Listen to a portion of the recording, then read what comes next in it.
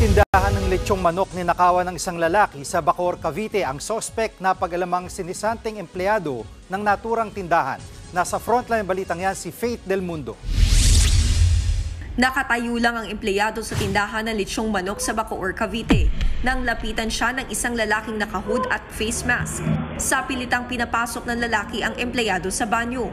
Paglabas muli ng lalaki, binuksan niya ang kaha ng tindahan at kinuha ang kita nito nga abot sa 21,000 pesos.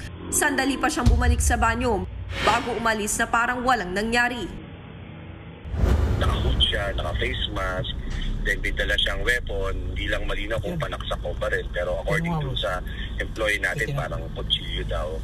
So, from the looks of it, naka-hood siya, tinakpan niya yung mukha niya, paikot-ikot siya sa area, tinaimingan niya na walang ibang empleyado kundi nag-iisa. So, mukhang pinlano niya. Sa backtracking ng CCTV, nasundan ang mga dinaanan ng suspect. Natuntun siya at inaresto ang suspect sa Imus, Cavite. Lumalabas na sinibak na empleyado ng tindahan ng lechong manok ang suspect. Habang wala pa lang sweldo tong batang to, pinapautang siya ng pinaka-manager. Every time na mag-duty siya, laging kulang yung sales ng stores. Hindi na itinanggi ng suspect ang krimen. Pinagsisihan ko na po yun. Pinagsisihan ko po hanggang ngayon. At araw-araw po yun. Napangunahan lang po siguro ng galit. So ngayon po nagsisisi pa rin. Alam ko po sa sarili ko na hindi ko dapat ginawa yun. Maharap sa kasong robbery ang suspect na nakakulong sa Bacoor City Police Custodial Center.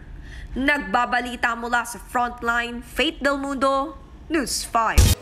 Mga kapatid, Jiggy Manikad po, iba na ang may alam at may pakialam sa panahon ngayon. Para sa konkreto, kumpleto at komprehensibong balitaan sa Frontline, mag-follow at mag-subscribe sa social media pages ng News 5.